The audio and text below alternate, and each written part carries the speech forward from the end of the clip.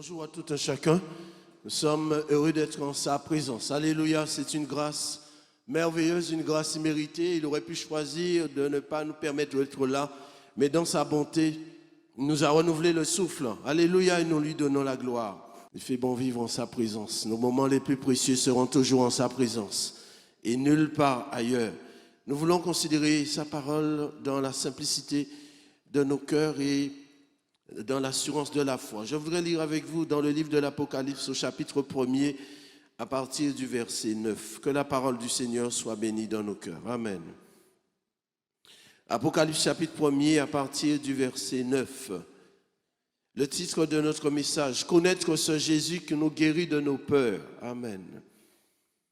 Nous avons chaque jour besoin d'une connaissance renouvelée de la personne de notre Dieu, celui qui un jour nous a attirés à lui, après avoir payé le prix fort et qui chaque jour veut nous renouveler dans la connaissance de son amour et de ses tendres soins envers nous. Apocalypse chapitre 1er à partir du verset 9. Moi, Jean, votre frère, qui est part avec vous à la tribulation, au royaume et à la persévérance en Jésus. J'étais dans l'île appelée Patmos à cause de la parole de Dieu et du témoignage de Jésus. Je fus saisi par l'Esprit au jour du Seigneur et j'entendis derrière moi une voix forte comme le son d'une trompette qui disait « Ce que tu vois, écris-le dans un livre. Et envoie-leur cette église à Éphèse, à Smyrne, à Pergame, à Thyatire, à Sardes, à Philadelphie et à Laodicée. » Je me retournai pour savoir quelle était la voix qui me parlait. Et après m'être retourné, je vis 7 chandeliers d'or. Et au milieu des 7 chandeliers, quelqu'un qui ressemblait à un fils d'homme, vêtu d'une longue robe et une ceinture d'or sur la poitrine. Sa tête et ses cheveux étaient blancs comme de la laine blanche, comme de la neige. Ses yeux étaient comme une flamme de feu. Ses pieds étaient semblables à de l'airain ardent, comme s'il avait été embrasé dans une fournaise. Et sa voix était comme le bruit de grandes eaux. Il avait dans sa main droite 7 étoiles. De sa bouche sortait une épée aiguë à 2 tranchants. Et son visage était comme le soleil lorsqu'il brille dans sa force. Quand je le vis, je tombai à ses pieds comme mort. Il posa sur moi sa main droite en disant « Ne crains point, je suis le premier et le dernier et le vivant. J'étais mort et voici je suis vivant au siècle des siècles. Je tiens les clés de la mort et du séjour des morts. Écris donc ce que tu as vu, ce qui est, ce qui doit arriver. Ensuite, le mystère des 7 étoiles que tu as vues dans ma main droite et des 7 chandeliers d'or. Les 7 étoiles sont les anges des 7 églises et les 7 chandeliers sont les 7 églises. Amen. Connaître ce Jésus qui nous guérit de nos peurs. Pour introduire, nous pourrions déjà dire, voilà un homme qui a été mis en quarantaine. On avait peur de lui. Il était dangereux pour l'homme. On ne voulait pas qu'il contamine les autres. C'est un homme de notre temps.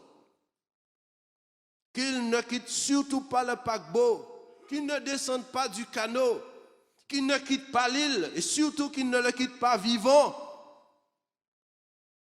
Quand les moments difficiles sont là, il est besoin de se rappeler qui nous sommes. Moi, Jean, il n'a pas ajouté fils de Zébédée. Il dit, moi, Jean, votre frère. S'il est mon frère, s'il est ton frère, c'est qu'il est fils du Sauveur. Il est Jean de la maison de Dieu. Il est Jean de la patrie céleste. Il appartient au roi des rois. Il appartient à l'alpha et l'oméga, au maître des cieux, au Dieu créateur de l'univers. Il est l'esclave du Seigneur Jésus. Un jour, il a reçu un tablier blanc. Car c'est cela que portaient ceux qui appartenaient au Sauveur. Et on savait qu'ils appartenaient à leur maître. Par conséquent, il ne peut pas m'oublier. Il ne peut pas nous oublier. Dans Isaïe 43, verset 2, la Bible dit, le Seigneur parle, il dit, je te connais par ton nom. Si tu traverses les eaux, je serai avec toi. Et les fleuves, ils ne te submergeront point. Si tu marches dans le feu, tu ne te brûleras point et la flamme ne t'embrasera point. Car je suis l'Éternel, ton Dieu.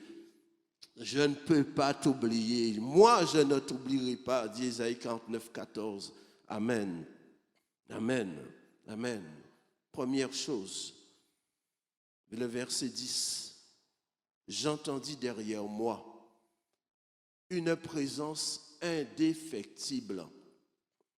Le mot indéfectible n'est pas seulement pour les gens quand on entend les avis d'obsèques. Mais cette parole est pour nous aujourd'hui. Et encore, une présence qui ne manque jamais.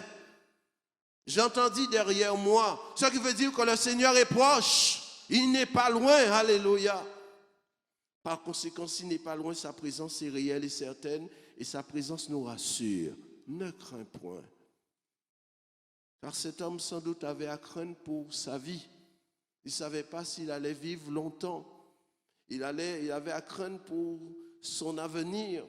Ne crains point. C'est une parole que le Seigneur aime à nous répéter tous les jours de l'année. Ne crains point. Il y a une parole pour chaque jour, 365 jours dans une année.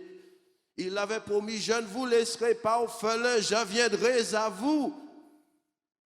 Par conséquent, ma part, c'est de prendre le temps d'être avec lui, d'être à ses pieds pour l'adorer, pour méditer sa parole, pour déposer mes fardeaux à ses pieds, pour me décharger de mes soucis. Nous n'avons pas été créés pour porter nos soucis. Lui seul a porté le poids de nos péchés. Car son désir, c'est la communion avec nous. La communion avec moi. Que la communion du Saint-Esprit, disait Paul, soit avec nous, le jour, la nuit, dans les bons comme dans les mauvais moments. Il a dit, si quelqu'un entend ma voix, j'entendis derrière moi une voix, si quelqu'un entend ma voix et ouvre la porte de son cœur, j'entrerai chez lui, je souperai avec lui, il y aura une communion avec lui et lui avec moi. Amen.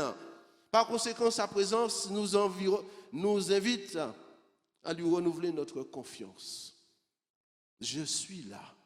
Sa présence nous presse aussi de lui obéir. Écris, c'est dit à 2 reprises, c'est ordonné même à 2 reprises. Et lorsqu'on écrit, on écrit sa volonté. On écrit ce que son cœur veut. Lui-même disait, ma nourriture, c'est de faire la volonté de mon Père. Et si sa nourriture, c'était de faire la volonté de son Père, pour nous aussi, il doit en être ainsi. Ma nourriture, c'est de faire sa volonté consignée dans sa parole. Parce que quand c'est écrit, on devra la lire après. Écrit, il y a un retour à la parole. Écrit, pour que le souvenir s'en conserve et pour que nous puissions trouver matière à méditer, à réfléchir, à repasser dans nos cœurs sans cesse, surtout quand les moments sont graves, quand les jours sont mauvais. Écrit. Une présence certes, mais qui va nous encourager, nous empresser à vouloir lui obéir. Je ne désire qu'une seule chose. Aujourd'hui, tu m'as conservé la vie. Que veux-tu que je fasse pour que je t'obéisse?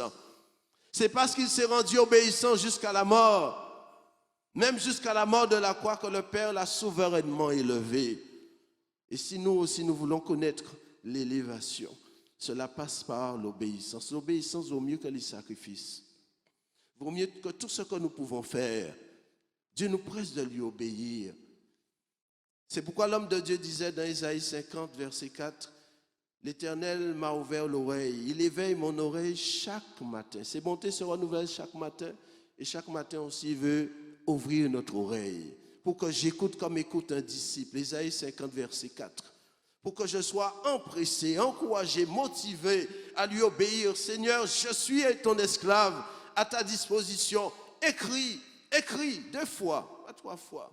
Parce que 3 fois, cela veut dire qu'on est endurci et qu'on ne veut pas se soumettre.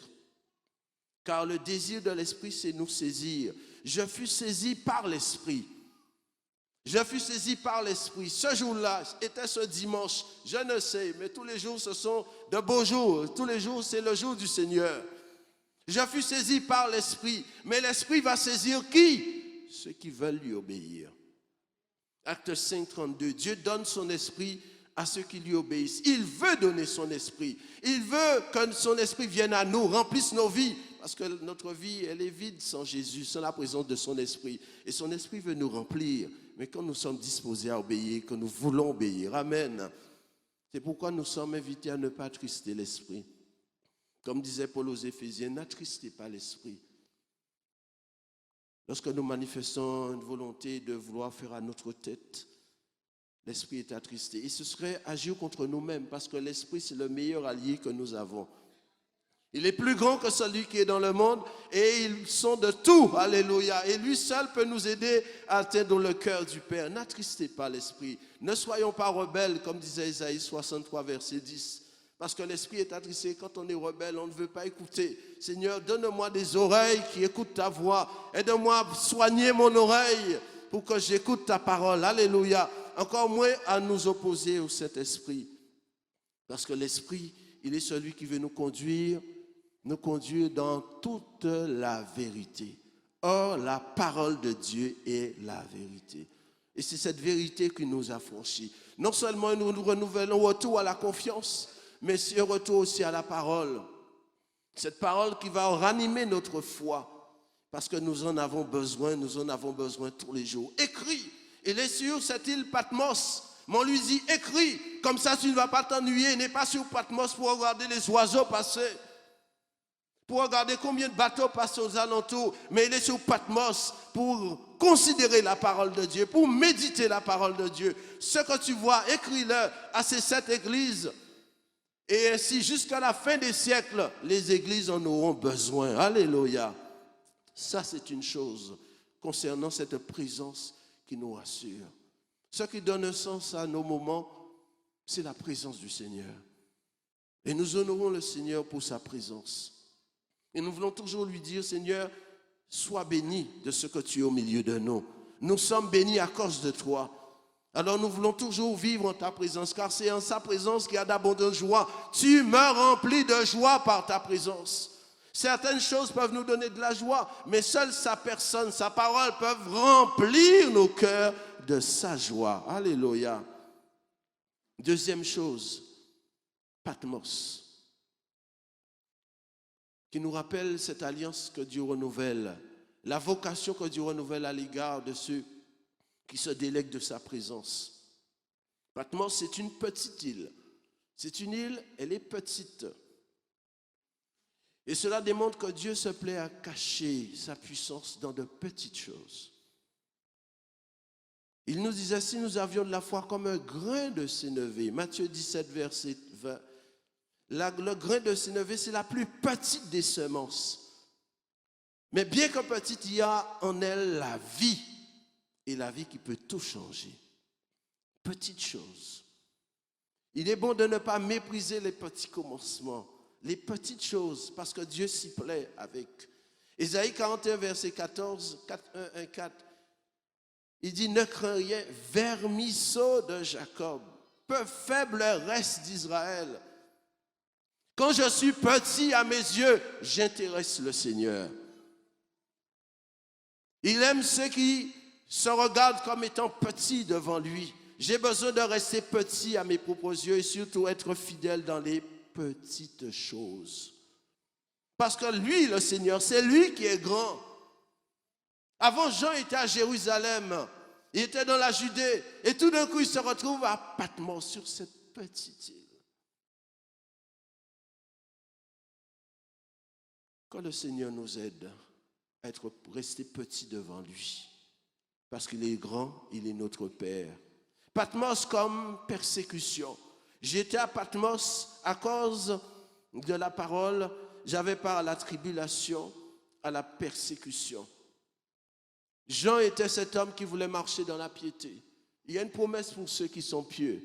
La Bible dit, 2 Timothée 3,12, tous ceux qui veulent vivre pieusement en Jésus-Christ seront persécutés. Ce n'est pas s'ils ont envie, ils seront persécutés. La piété attire la persécution, c'est indéniable. Mais nous savons que le Seigneur sait délivrer les hommes pieux. Alléluia. Il était persécuté à Patmos à cause de sa piété, à cause de sa fidélité à Dieu, à cause de sa parole. C'est pourquoi on ne voulait pas de lui. On ne voulait pas qu'il contamine les autres. Éloigner cet homme de nous. C'était une bonne quarantaine. Rien à voir avec ce que nous pouvons connaître dans nos informations aujourd'hui. Mais l'apôtre Paul, face à la persécution, face à la tribulation, vient avec une parole puissante, Romains 8, 35. Qui nous séparera de l'amour de Christ? Sera-ce la tribulation? Elle n'est pas suffisante, alléluia. La preuve, il dit, j'entendis derrière moi, comme pour nous dire, le Seigneur dit, je suis là. Tu es à Patmos, isolé sur cette île déserte, je suis là. Rien ne peut nous séparer de sa présence, de son amour. Ce qui veut dire qu'au lieu d'éteindre la flamme, eh bien, la tribulation va raviver la flamme. Alléluia. Je suis là. Waouh. S'il est là, eh bien, béni soit Dieu. Amen. Car en effet, Patmos signifie mortel. Mortel. Le Seigneur, il vient à Jean en se présentant ainsi. Je suis le premier et le dernier. Notre vie se situe entre ces deux extrémités. Autrement dit, nos destinées, nos vies sont dans sa main. Il est le premier. Avant nous, il a existé. Après nous, il existera encore. Nos vies sont dans sa main. Alléluia. C'est lui qui décide de ma vie. Il ajoute, je tiens les clés de la mort et du séjour des morts. Ce n'est pas le diable qui a ces choses, mais c'est lui. Il peut donner vie. Il peut donner la vie aux morts. Abraham l'avait compris, il l'avait expérimenté. C'est ce que nous dit Romains, chapitre 4, verset 17. Dieu est celui qui donne la vie aux morts. Il peut créer ce qui est défaillant. Il peut ranimer ce qui a perdu son efficacité.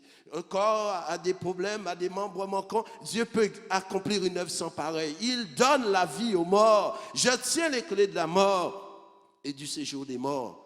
Ce qui veut dire que c'est par sa volonté qu'il nous est permis de passer de l'autre côté. Même si un médecin peut dire, il vous reste quelques jours à vivre, mais si le grand médecin a dit non, eh bien la mort restera à sa place. Alléluia. Même si le coronavirus arrive, lui peut nous garder de toute maladie. Alléluia. Je tiens les clés de la mort et du séjour des morts. Dans l'évangile de Marc, au chapitre 16, verset 18, il dira, s'ils boivent, ceux qui croient en lui, s'ils boivent quelques breuvages mortels, il ne leur fera point de mal. Sa parole est la vérité. Sa parole est puissante. Sa parole peut renverser tout dessein de poison. Il ne leur fera point de mal. Il ne s'agit pas pour nous d'éprouver la parole en disant on va essayer pour voir. C'est une certitude. Il peut nous délivrer des poisons mortels. Il peut nous délivrer de tout ce qui pourrait affliger notre corps. Il est vivant. Il est vivant, alléluia. Ses promesses sont formelles. À nous de revenir à sa parole et de serrer la parole dans notre cœur. Mortel. En effet, on avait envoyé Jean pour qu'il connaisse la mort à Patmos. Ce n'était pas un pèlerinage, une détente, une croisière de rêve. Mais on voulait qu'il crève. Mais voilà que le Seigneur vient à lui et dit, c'est lui qui est la vie.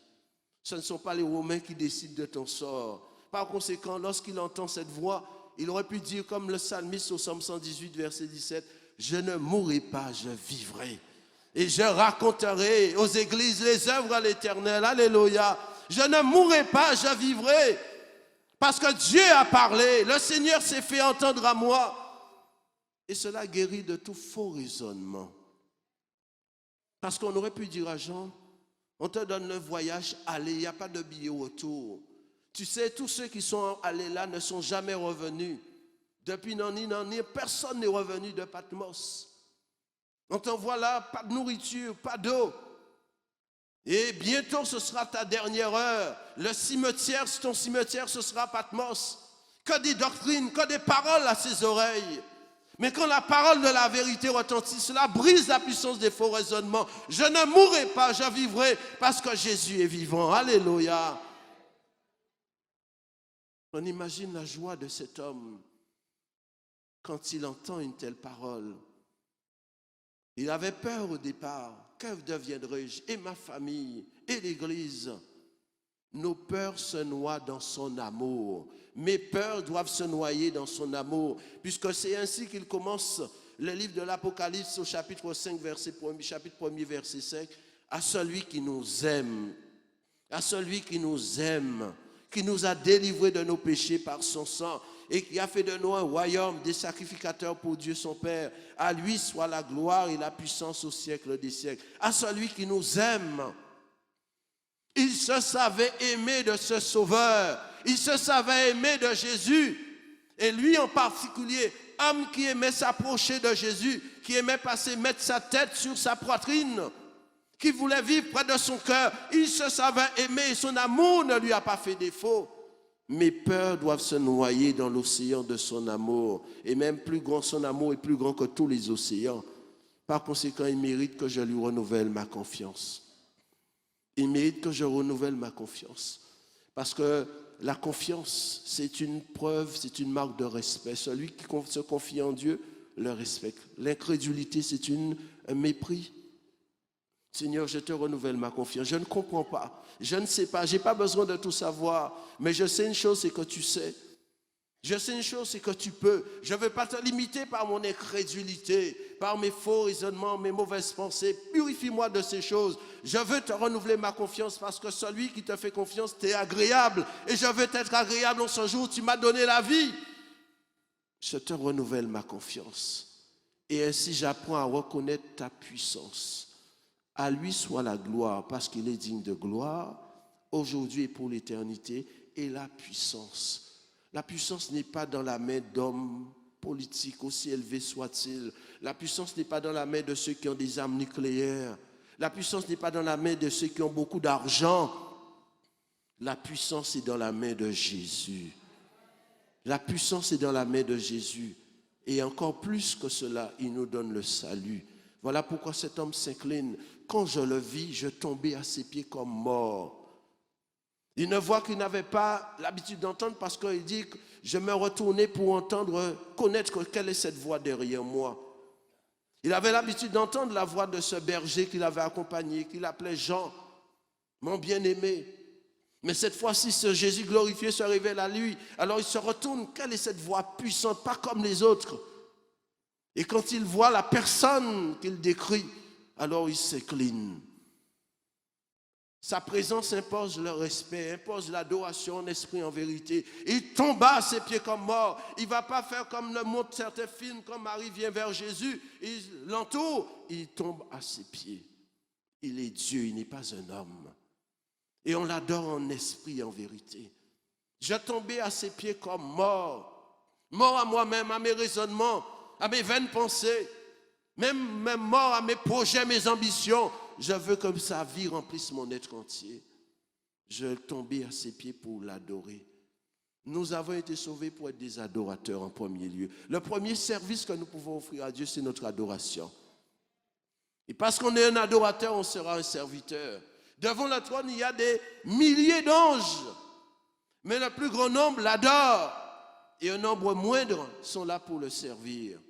Nous voulons être ces adorateurs du Père en esprit, en vérité, dans les bons comme dans les mauvais jours. Parce que bon, c'est devenu ce lieu, cet hôtel d'adoration. Ce lieu où on aime à se prosterner, même s'il y avait la poussière, même si l'air n'était pas trop respirable. Mais à cause de la présence du Seigneur, c'est devenu le plus beau lieu. Alléluia.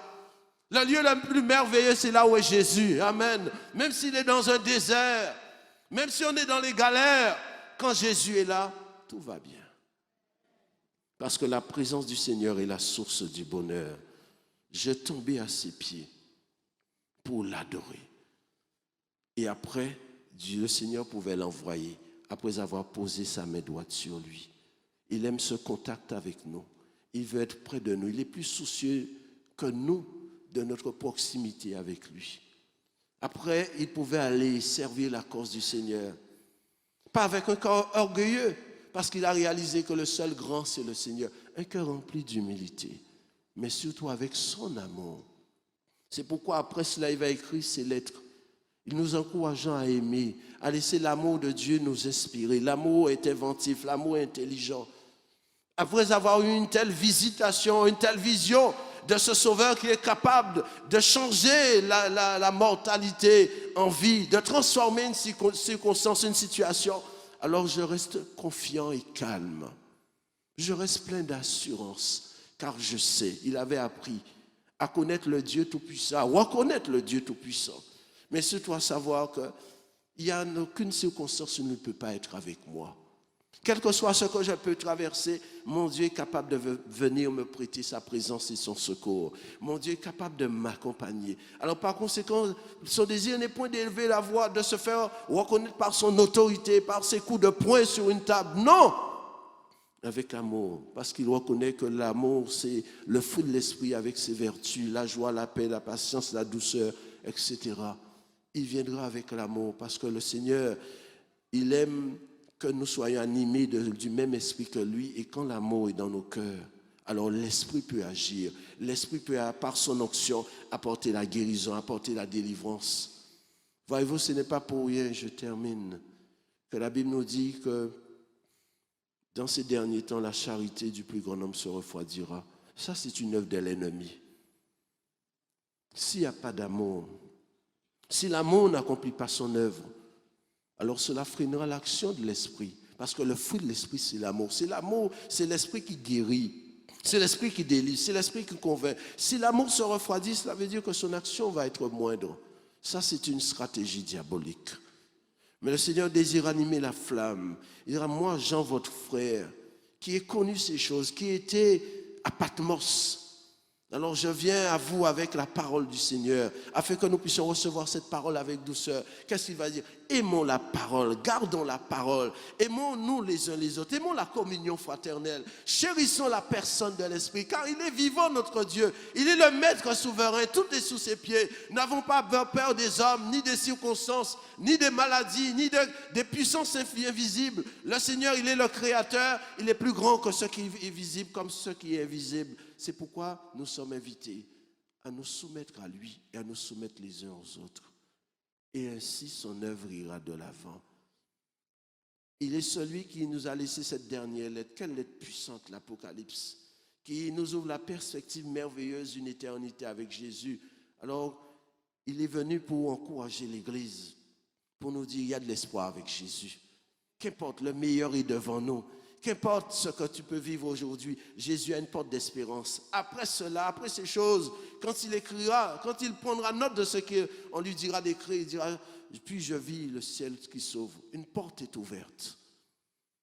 Dieu amène son regard vers le haut. Une porte est ouverte, une vision lui est donnée. Après avoir vécu de telles choses, bien aimés, on a une passion renouvelée. On n'a pas envie de manquer une réunion d'église. Quand il y a jeûne et prière, on a envie d'être là. Quand il y a prière du matin, on a envie d'être là. Parce que la présence du Seigneur suscite une soif en nous, à tel point qu'on a envie de crier au monde entier.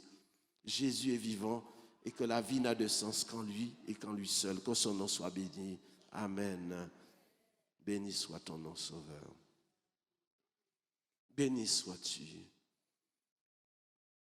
Tu es celui qui est venu pour nous apporter le meilleur. Tu es notre meilleur. Sans toi, la vie n'a aucun sens, Sauveur. Tu as démontré par ta venue, par ta victoire, que personne n'est semblable à toi.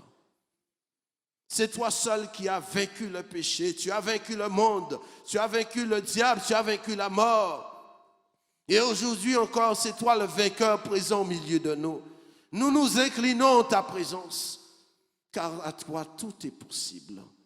Tu peux changer les temps et les circonstances. Tu peux transformer une existence. C'est pourquoi nous voulons apprendre à toujours mieux t'adorer pour te servir, car tu es, oui, le premier et le dernier, l'alpha et l'oméga. Et cette magnificence, tu la mets à notre portée en ce jour. C'est pourquoi, en tant qu'une partie de l'Église, nous voulons apprécier ta grandeur et reconnaître que nul n'est semblable à toi. Permets-nous de t'offrir nos vies comme une offrande. Permets-nous de te renouveler notre confiance, parce que tu es digne de toute confiance. Sois béni, Sauveur, parce que tu es celui qui ne te lasse pas de nous aimer. Nous voulons apprendre à laisser ton amour déverser aussi dans nos cœurs pour refléter ta personne ici-bas. Car quand on a eu un contact avec toi, celui qui a parlé avec toi n'a plus peur de parler aux hommes. Celui qui t'a rencontré n'a plus peur de rencontrer des hommes. Celui qui t'a rencontré n'a pas peur des ténèbres, parce que tu es notre lumière. Sois béni parce que tu es venu pour briser la puissance de la peur. la puissance de l'incrédulité. Tu es venu pour rassurer nos cœurs. Que ton Saint-Nom soit béni. Amen.